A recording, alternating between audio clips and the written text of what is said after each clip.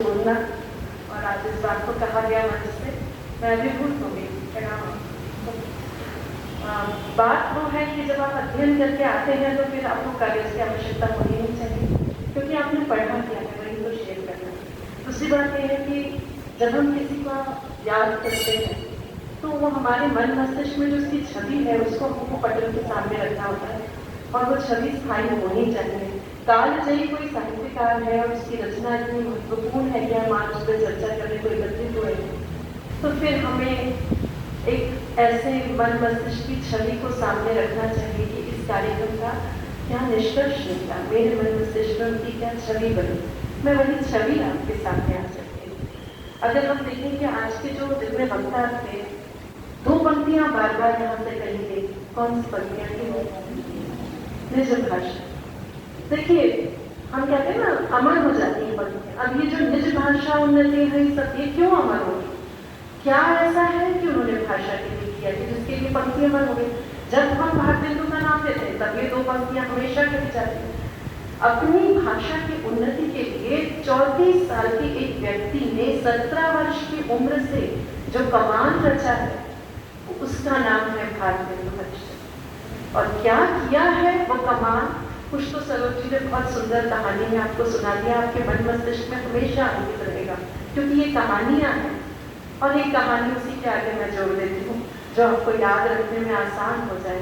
ये कहानी है उस भारत की जिस भारत में कई कई लोगों ने बार बार आक्रमण किया और उसकी अस्मिता को हिलाने की चेष्टा की, और ऐसे में आती है उसकी संस्कृति, और वो संस्कृति की रक्षा करती है उसकी भाषा।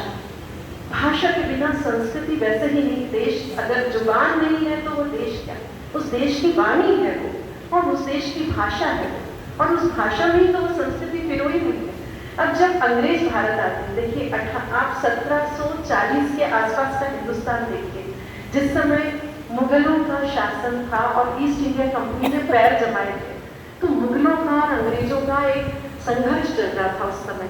तब तत्कालीन कुछ बहुत सारे पढ़े लिखे ब्रिटिशर्स भारत आए थे, और उन्होंने ये देखा कि भारत में जो है एक जो शासन की जो भाषा है वो भाषा अंग्रेजों को नहीं आती, ब्रिटिशर्स को नहीं आती।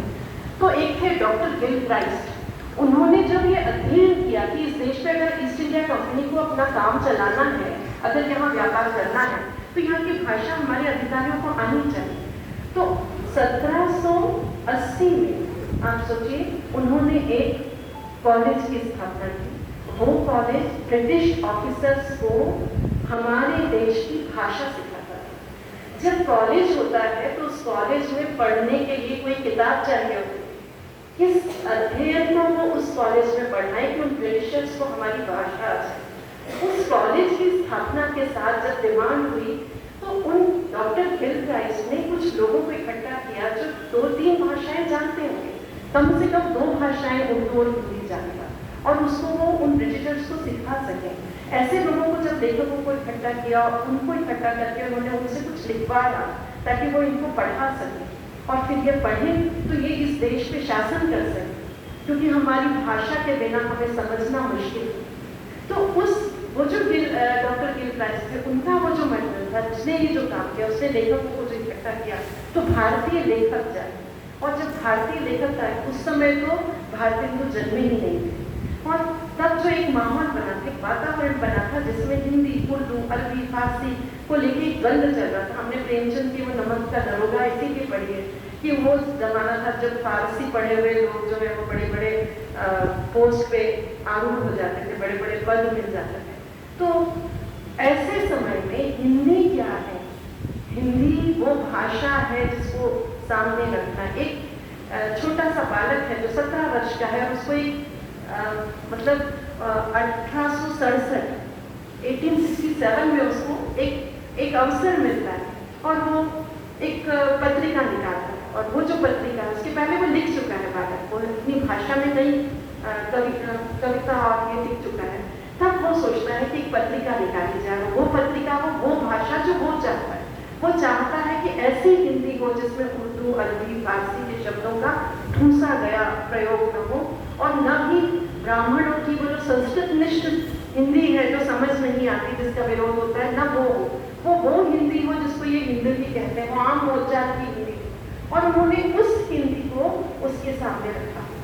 तो वो जो कविकुल केसरी थे, कविकुल बच्चन जो पत्रिका थी, उसके साथ उन्होंने एक प्रयोग किया और ये प्रयोग बहुत सफल हुआ, क्योंकि ब्रिटिशर्स को डिमांड थी कि ऐसी पत्रिका हो जो आम भाषा में हो, जिसे पढ़ा जाए, उसमें कविताओं के वो सारे वर्जन जो ब्रज भाषा, अवधी, बुंदेली, मैथिली, मागधी, इनमें लिखी हुई जो कविताएं थी वो छपा करती थी कवि वचन सुधार। और फिर इस कविता के बाद उनको लगा कि नाटकों और गद्यों का क्या होगा। तब नाटकों और गद्य को लेके हरिश्चंद्र चंद्रिका के नाम से उन्होंने एक और पत्रिका निकाली। ये दोनों पत्रिकाएं, आपको आश्चर्य होगा, 250 प्रतियां छपा करती, क्योंकि जब अंग्रेज आए थे ना 1780 के आसपास, जब ये डॉक्टर गिलक्राइस्ट आए थे ना, इनके साथ ईसाई आ गए थे अपने धर्म के प्रचार के लिए। उनको भारत की भाषा चाहिए थी उनके धर्म के प्रचार के लिए, तो वो उस भाषा को सीखने के लिए ऐसे कॉलेज की स्थापना करते थे, और उस समय उनको भाषा सिखाने वाले लोग चाहिए थे। तब वहां से ये डिमांड होती है, तब उन्होंने हमारी भाषा को सीखा। इसलिए जो ब्रिटिशर्स थे 100 प्रतियां खरीदा करते थे हरिश्चंद्र की और कवि वचन सुधार की। तो 250 प्रतियां छपती थी, उसमें से 100 प्रतियां ब्रिटिशर्स खरीदते थे, 150 प्रतियां बाकी लोगों को बेची जाती थी। तो एक सपोर्ट था ब्रिटिशर्स का भारत के लिए, और इसीलिए हिंदी का, अपनी भाषा का प्रचार भी होता रहे, और ब्रिटिशर्स के सहयोग से, शासन के सहयोग से उसे आगे बढ़ाया जा सके।